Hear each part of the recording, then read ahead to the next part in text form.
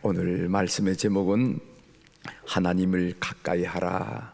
오늘 본문 가운데 한 구절을 제목으로 삼았습니다. 이솝 우화 가운데 파리와 불납이라 하는 그런 이야기가 있어요.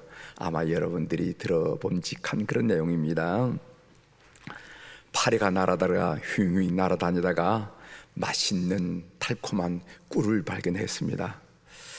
처음에는 꿀단지 주변을 빙빙 돌면서 조심조심 그 꿀맛을 보다가 차츰 조심하는 것을 잊어버리고 꿀단지에 빠져 날개가 젖어버리고 말았습니다.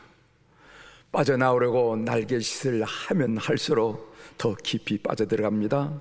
그때 불나비 한 마리가 날아와서 야, 이 녀석아, 꿀을 그렇게 탐하면 되니 그러니까 꿀단지에 빠지는 거야, 조롱하듯이 핀잔했습니다. 그렇게 비난하는 불나비 앞에서 파리는 입이 10개라도 할 말이 없었습니다. 밤이 되었습니다. 촛불이 켜졌어요. 불나비가 촛불 주변을 빙빙 돕니다. 그 불빛의 아름다움에 취해서 점점 더 가까이 다가갔습니다. 그러다가 한순간 부지직 타서 죽었습니다. 그때까지 목숨이 붙어있던 파리가 그 모습을 바라보면서 나보고 바보라고 하더니까 자기는 단번에 죽고 마네 하면서 중얼거렸더라 하는 그런 이솝 이야, 여러분 들어봄직한 이야기 아니겠어요? 서서히 아니면은 단번에 우리를 죽이는 것들이 있다는 겁니다. 우리가 인생살이를 하다 보면은 이런 것들에 우리가 각성하여 주의를 기울이지 않으면은 크게 낭패를 당하는 그런 일들이 있다는 것입니다. 서서히 때로는 단번에 우리를 죽이는 것들이 무엇인가? 오늘 본문에서 야고보는 3가지를 지적하고 있습니다. 야고보의 통찰력이 깊은데 특별히 야고보는 예루살렘 교회를 목했던 분이 아닙니까? 그렇기 때문에 교우들의 심리, 교우들의 영적 상태, 교우들의 만남, 흩어짐, 이것을 많이 관찰하면서 그 첫 번째가 무엇인가? 정욕이라는 정욕, 두 번째는 세상과 벗된 것, 그리고 세 번째는 마귀다 하면서 이 3가지 우리 성도들의 영혼을 불나비 그리고 파리처럼 꿀단지처럼 촛불처럼 이끄는 것이 이 3가지다 하는 것을 지적했습니다. 야고보는 얼마나 예리하게 사람들의 영적 상태를 분석하고 있는지 모릅니다. 우리를 죽음으로 끌고 가는 것은 정욕이고 세상과 벗됨이고 마귀라는 것입니다. 지금 우리 중에 어떤 사람은 그런 것들에 관심을 가지고 그 주변을 빙빙 도는 분이 있을지도 몰라요. 우리 중에 누군가는 그런 것들에 이미 끌려가고 있는 사람이 있을지도 모릅니다. 우리 중에 어떤 사람은 이미 그런 것들에 깊은 수렁에 빠져서 헤어나오지 못하는 그런 사람이 있을지도 몰라요. 이제 한 가지씩 오늘 본문이 말씀하신 내용을 같이 좀 나눠보도록 하겠습니다. 첫 번째, 우리를 죽이는 첫 번째는 정욕이라는 게 정욕. 오늘 1절을 보면은 너희 중에 싸움이 어디로부터, 다툼이 어디로부터 나느냐? 너희 지체 중에서 싸우는 정욕으로부터 나는 것이 아니냐라는 말씀이 있습니다. 그래서 본문을 보면은 이 정욕이라는 단어가 2번 반복해 나온 것을 보게 됩니다. 우리를 죽이는 것이 정욕이라는 거예요. 사람의 정욕에는 여러 가지가 있겠지만은 성경은 주로 3가지를 말하고 있습니다. 그것이 뭐냐면은 이생의 자랑, 안목의 정욕, 육신의 정욕, 이 3가지가 성경이 일반적으로 지적한 3가지죠. 요한일서 2장 16절에 보면은 이는 세상에 있는 모든 것이 육신의 정욕과 안목의 정욕과 이생의 자랑이니 다 아버지께로부터 온 것이 아니요 하늘 아버지께로부터 온 것이 아니요 세상으로부터 온 것이라, 이렇게 말씀했어요. 여러분, 육신의 정욕이 여러 가지가 있지만 대표적인 것이 이성욕입니다. 이성을 향하는 욕망. 두 번째로 안목의 정욕을 대표하는 것은 재물욕이고, 세 번째로 이생의 자랑을 대표하는 것은 명예욕입니다. 그런데 이런 정욕을 쫓으면은 그 결국은 사망이라는 것입니다. 로마서 8장 5절부터 6절에 바울 사도께서 이런 말씀하셨습니다. 육신을 따른 자는 육신의 일을, 그렇겠지요. 육신을 따른 자는 밤낮 육신의 일을 생각하겠지요. 영을 따른 자는 영의 일을 생각하니 육신의 생각은 사망이요 영의 생각은 생명과 평안이니라. 육신의 생각은 사망이라고 그렇게 결론을 지어 우리를 훈계하고 있습니다. 파리가 꿀단지에 빠져 죽듯이 불나비가 촛불에 타서 죽듯이 결국은 죽는다 하고 우리를 경계하고 있는 것을 우리가 간과해서는 안 된다는 것이죠. 어느 주간지에 악마와의 키스라 하는 그런 특별한 제목이 있어서 저희 눈길이 끌어서 그렇게 보도된 이야기 여러분들에게 좀 소개해 드리려고 합니다. 전남 광주에 사는 김모 씨, 이 사람은 남자로서 45살인데 재미있다는 거래처 사장의 말 한마디에 우연히 슬런 머신에 손을 댔다가 인생이 꼬인 경우입니다. 일주일에 2-3시간 정도 심심풀이 수준으로 시작한 것이 한 달이 지나자 급속도로 중독 상태에 빠져들었습니다. 한 달에 보름을, 그러니까 한 달이면 반이죠. 보름을 오락실에서 밤샘 하는 생활을 10개월쯤 하면서 그동안 사업으로 모아둔 돈 2억 원을 날려버렸고, 사랑하는 아내와 2딸로부터 버림을 받고 나서야 정신을 되찾지만은 모든 게 엉망이 된 후였습니다. 카지노, 경마, 경륜, 복권에다가 성인 오락실, 성인 PC방, 인터넷 등 이제 우리가 눈만 뜨면은 토박의 유혹을 마주해야 하는 이 세상을 살고 있어요. 누구나 눈만 뜨면은 도박의 유혹으로부터 유혹을 우리가 받고 사는 세상을 우리가 살아가고 있다는 것입니다.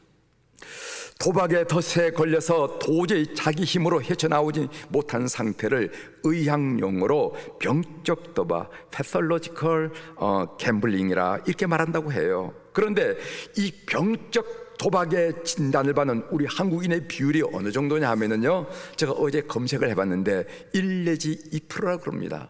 아유, 적네요. 아니에요. 이 병적 도박, 보통 재미로 하는 그런 사람이 아니라 병적 도박에 빠져있는 숫자가 100명 중에 한두 명이라는 거, 한두 명.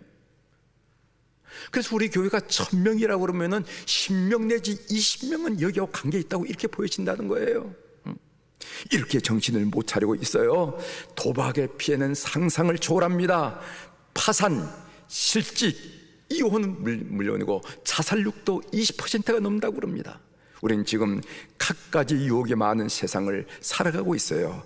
그러나 분명한 것은 무엇인가 하면은 정욕을 쫓는 자의 결국은 사망이라 하는 이 야고보, 이 목회자의 마음을 우리가 귀담아 들을 줄 알아야 된다는 겁니다. 두 번째로 우리를 죽이는 것, 두 번째는 세상과 벗됨이라 하는 단어입니다. 세상과 벗됨, 4절을 보면은 가늠하는 여자들아, 세상과 벗된 것이 하나님의 원수됨을 알지 못하느냐. 그런즉 누구든지 세상과 벗이 되고자 하는 자는 스스로 하나님과 원수되는 것이니라 하는 말씀이 있어요. 여기 본문에 보면 세상과 벗된다 하는 말이 2번 반복해 나오는데, 이 세상과 벗된 것이 하나님의 원수됨을 알지 못하느냐 하는 말씀은 하나님의 백성들은, 그리스도인들은 몽땅 이 세속을 떠나서 수도원에 들어가야 한다, 그런 의미가 아닙니다. 하나님의 백성들은 세상 풍조, 즉 세상의 가치관을 따르지 말고 하나님 말씀, 즉 하나님의 가치관을 따라야 된다는 거예요. 세상 한가운데 살아가면서 세상에 꽉 차있는 세상 풍조를 따르지 않는다는 것은, 그것은 말처럼 결코 쉬운 일이 아닙니다. 쉬운 일이 아니면은 분명하지만은 성경은 세상과 벗되지 말라, 이렇게 단호하게 우리에게 가르치고 명령하고 있다는 것입니다. 여러분, 창세기 13장에서는요 아브라함과 그의 족과 롯에 대한 말씀이 나옵니다. 아브라함은 하나님과 벗하고 롯은 세상과 벗했습니다. 세상과 벗한 사람은 세상 풍조를 자연스럽게 받아들이게 되고 그것으로 호흡하고 살다가 그 세상이 망할 때 함께 망하고 말더라는 것입니다. 여러분, 갈대아 우를 떠나고 하란을 떠난 그 두 가정, 롯의 가정과 아브라함의 가정은 그들은 가나안 땅에서 하나님을 생각하며 살겠다고 떠났어요. 그런데 아브라함은 하나님과 벗되고 롯은 세상과 벗되는, 여러분 요즘 우리 새벽 기도에 창세기를 묵상하고 있는데 거기에 세상에 벗된 롯의 모습이 자세히 소개되어 있습니다. 여러분 어떻게 소개되는지 아세요? 첫 번째로 바라보았다라는 말로 소개하고 있습니다. 창세기 13장 10절에 보면은 이에 롯이 눈을 들어 요단 지역을 바라본 즉 소알까지 그 온 땅에 물이 넉넉하니 여호와께서 소돔과 고모라를 멸하시기 전이었으므로 여호와의 동산 같고 애굽 땅과 같았더라. 여호와의 동산 같았더라. 이 말은 무슨 말인가 하면 저게 천국이지, 저게 천국이지. 천국이 어디 있겠어? 저게 천국이지, 이 말이에요, 이 말. 두 번째로 가까이 다가갔습니다. 창세기 13장 12절에 보면은 아브라함은 가나안 땅에 거주하였고 롯은 그 지역의 도시들에 머무르며 그 장막을 옮겨 소돔까지 이르렀더라. 장막을 옮겨 그때까지 소돔성에 차마 들어가지 못하고 소돔 가까이 갔을 뿐입니다. 세 번째로 소돔 성문에 앉았습니다. 창세기 19장 1절에 보면은 저녁 때 그 두 천사가 소돔에 이르니 마침 롯이 소돔 성문에 앉아 있다가 그들을 바라보고 그들을 보고 일어나 영접하고 땅에 엎드려 절하며 이런 말씀이 있습니다. 여러분 옛날에 성문이라는 것은 어떤 사람이 앉을 수 있냐면은 보통 재판관이나 그 성의 유력자가 앉을 수 있는 자리가 성문이었습니다. 어느덧 롯은 타락한 소돔성의 유력자가 된 겁니다. 유력자가 된 거예요. 네 번째로 결국 홀몸으로 도망쳐야 온 것을 성경을 통해서 볼 수가 있습니다. 창세기 19장 16절이죠. 그러나 롯이 지체하며 두고 갈 수 없거든요. 그렇게 자꾸만 지체하니까 그 사람들이 천사를 말합니다. 천사가 롯의 손과 그 아내 손과 두 딸의 손을 잡아 인도하여 성 밖에다 주저하니까, 지체하니까 그들의 손을 붙들고 밖으로 천사들이 나갔다 하는 그런 이야기입니다. 롯은 결국 소돔과 고모라 성이 멸망할 때 모든 것을 버리고 모든 것을 인채로 놔두고 겨우 아내와 두 딸을 데리고 도망쳐야 했습니다. 세상과 함께 정죄함을 받지 않으려면 세상과 벗됨을 고구하고 하나님과 벗겨야 된다 하는 것을 예루살렘 교회의 목회자가 우리에게 설명하는 것을 우리가 귀담아 듣자는 겁니다. 세 번째로 우리를 죽인 것, 세 번째 마귀라는 겁니다. 오늘 7절에 보면은 그런즉 너희는 하나님께 복종할지어다 마귀를 대적하라 그리하면은 너희를 피하리라 라는 말씀이 나옵니다. 성령은 우리를 하나님께 가까이 하도록 하여 우리를 살립니다. 그러나 마귀는 우리를 세상과 가까이 하도록 하여 우리를 망하게 하고 죽입니다. 여러분, 목사님 제가 지금 성령의 지도를 받고 있습니까? 아니면 마귀의 지도를 받고 있습니까? 여러분 물을 이유가 없어요. 물을 필요가 없습니다. 여러분들이 그 일 때문에, 그 사건 때문에, 그 만남 때문에 자꾸만 하나님께 가까이 가게 된다. 그러면 이미 그 속에는 성령이 개입하고 있다고 판단하시면 됩니다.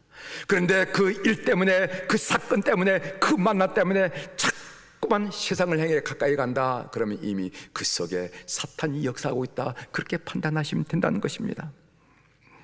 마귀의 이끌림이 처음에는 달콤하지요. 그러나 그 결국 망하게 됩니다. 우리 가운데 이 계명천지에 마귀 얘기한 사람이 다 있나? 라고 반문하실 분이 있을지 모르지만은 마귀는 실제할 뿐만 아니라 마귀의 역사도 실제로 우리가 경험할 수가 있습니다. 이런 경우가 있습니다. 이해할 수 없을 정도로 무엇인가 끌려가는 사람을 보게 됩니다. 마치 포승에 묶인 포로처럼 꼼짝 못하고 끌려가는 사람을 보게 됩니다. 그렇게 똑똑한 사람이, 그렇게 판단력이 있는 사람이, 그렇게 비판력이 있는 사람이 마치 포성에 묶인 사람처럼 꼼짝 못하고 끌려가는 경우를 보게 됩니다.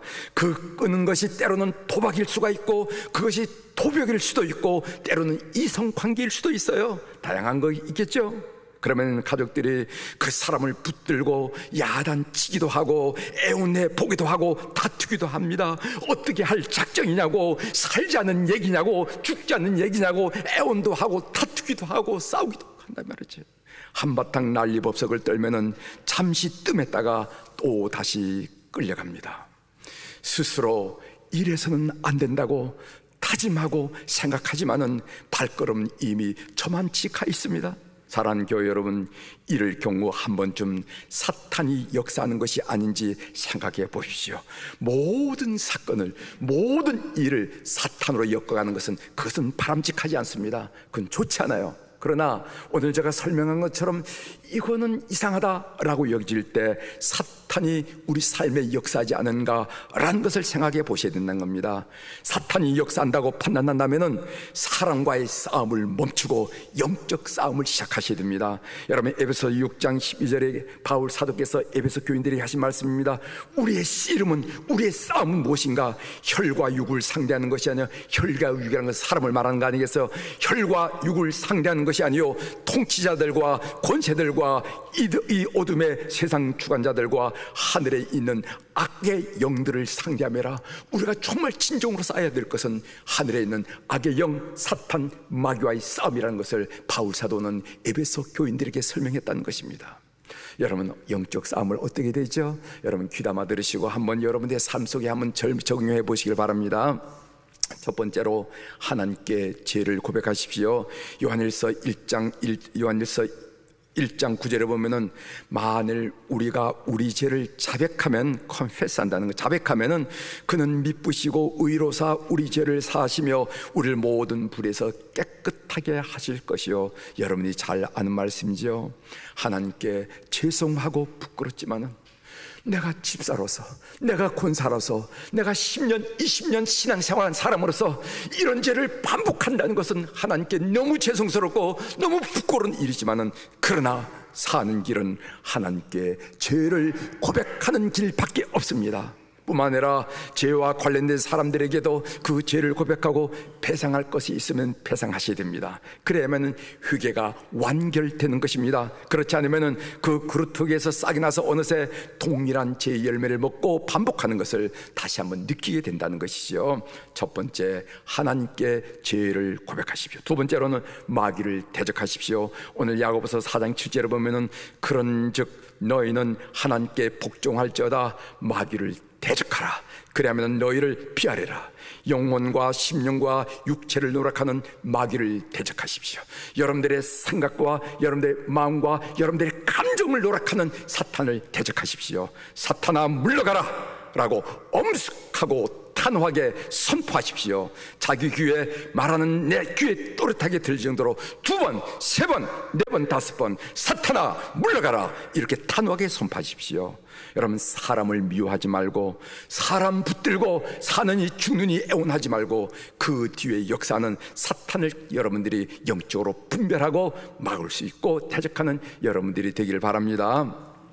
세 번째로 성령의 도움을 구하십시오. 성령은 돕는 자입니다. 여러분, 요한복음 14장 16절에 보면은 내가 아버지께 구하겠으니, 예수 그리스도께서 하늘 아버지께 구하겠으니 그가 또 다른 보혜사를 너에게 주사 영원토록 너희와 함께 있게 하리니 라는 말씀이 있습니다. 여기서 보혜사, 파라크레토스, 이것은 성령을 말하는데 그 뜻은 돕는 자라 의미가 제일 강해. 돕는 자, 헬퍼예요.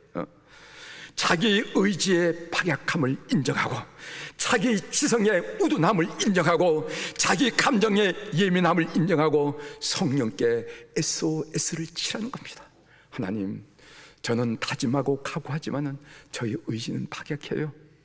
저의 지성은 대학을 나오고 학위도 갖고 있지만 우둔합니다.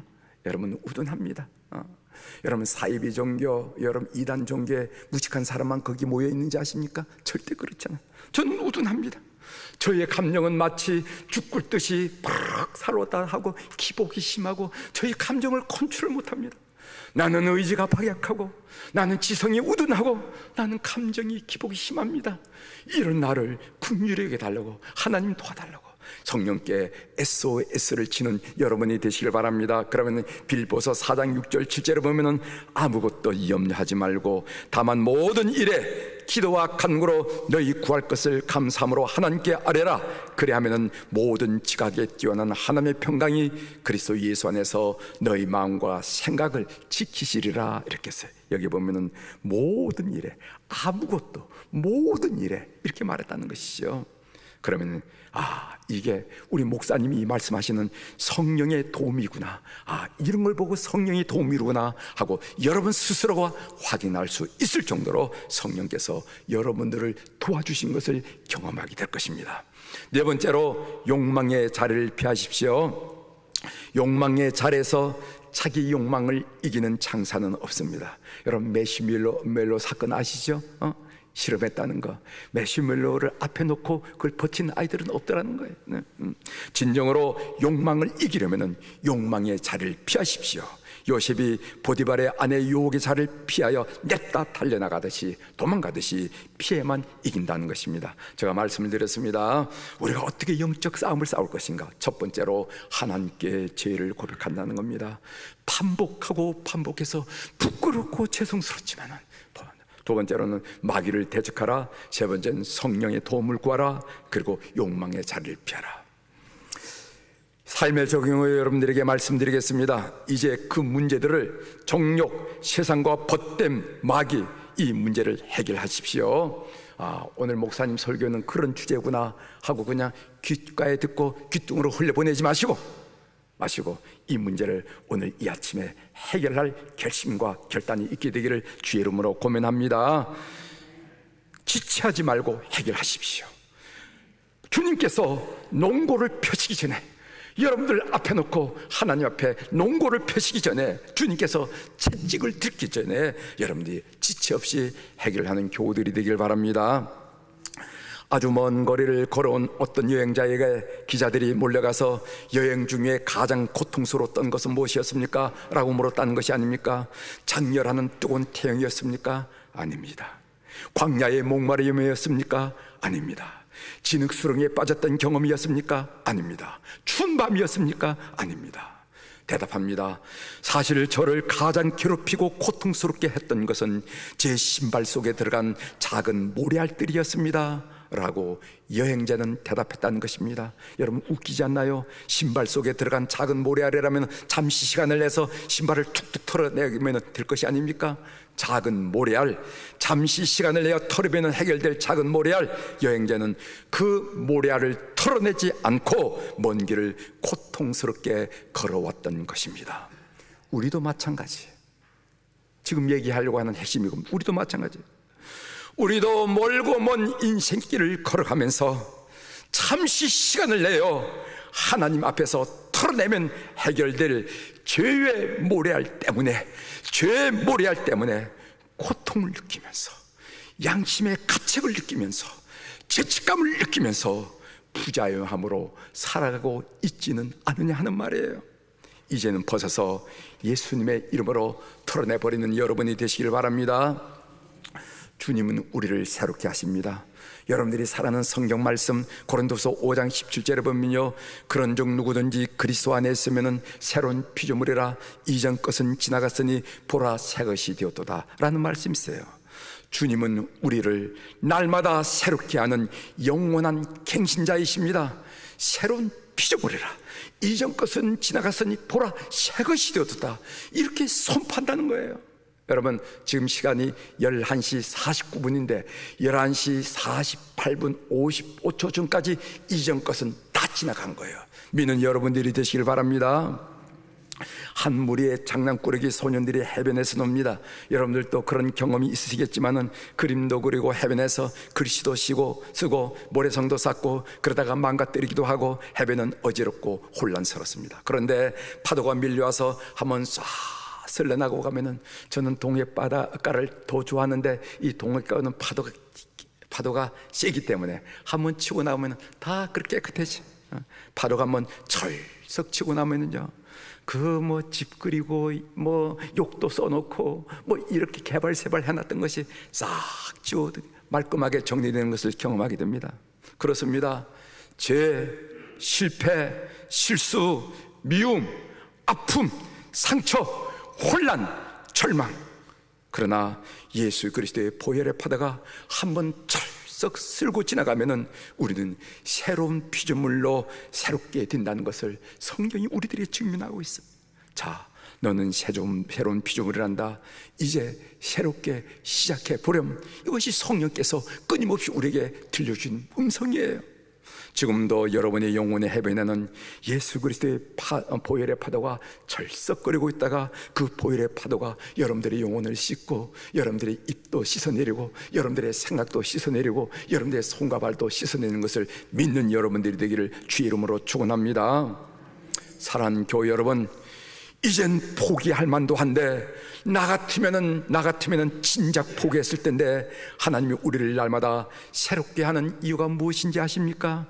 단 한 가지 이유, 하나님이 우리를 사랑하시기 때문에 그렇습니다. 로마서 5장 8절에 보면요, 우리가 아직 죄인 되었을 때 그리스도께서 우리를 위하여 죽으심으로써 하나님께서 우리에 대한 자기의 사랑을 확정하셨느니라. 하나님이 우리에 대한 사랑을 확정하셨는데 예수 그리스도의 십자가를 통해서 우리 하나님에 대한 사랑을 확정하셨다 그랬습니다. 그런데 보십시오, 언제 하나님은 그의 사랑을 우리에게 보여주셨습니까? 언제 하나님이 그의 사랑을 우리에게 보여주셨습니까? 여기 보면요, 우리의 삶이 선할 때가 아니에요. 우리의 삶이 바르고 곧을 때가 아닙니다. 우리의 삶이 깨끗할 때가 아닙니다. 그런 때가 아니었어요. 여기 보면 우리가 아직 죄인 되었을 때, 영어로 보면요 스틸이라고 해요. 스틸. 우리가 여전히 죄인이었을 때, 죄인으로 있을 때, 곱게 봐줄 것이, 예쁘게 봐줄 것이 하나도 없을 때 우리를 사랑하시는 고 구원하시고 예수 그리스도를 보내주셨다고 로마서에 우리에게 말씀하고 있다는 것입니다. 진정 그렇다면은 우리는 우리 자신의 현재 상태가 어떠하든지 하나님 앞에 나가기를 주저하거나 두려워할 필요가 이유가 없다고 저는 믿습니다. 여러분 상태가 어떤 상태든지 우리가 여전히 still we were sinners. 우리가 여전히 죄인임에도 불구하고 깨끗하기 때문에, 선하기 때문이 아니라 사랑 때문에 그 아들 예수 그리스도를 보내주셨다는 이 사실을 우리가 믿는다면 왜 주 앞에 머무를 수 있겠냐 이 말이지. 이제 말씀을 마치도록 하겠습니다. 여러분은 지금 어느 지점에 서 있습니까? 하나님께 가까이 다가가고 있습니까? 하나님을 가까이 하라는 말씀대로 하나님께 가까이 다가가고 있습니까? 아니면 자기의 욕망, 세상과 벗된 마귀에 가까이 다가가는 그 지점에 있습니까? 하나님께 가까이 가는 교우들이 되길 바랍니다. 시시한 세상 즐거움 버리고 주님만을 사모하는 교우들이 되길 바랍니다. 처음에는 무슨 달콤해 보이지만은, 쾌감이 있는지는 보이지만은 끝나고 나면은 너무도 후회스러운 이 세상 시시한 일에 여러분들의 영혼을 팔지 마십시오. 주님밖에 내가 사모할 자가 없습니다. 주님밖에 나의 즐거움은 없습니다. 진정 고백하는 우리 수표교회 성도들이 되기를 주의 이름으로 축원합니다. 기도하시겠습니다.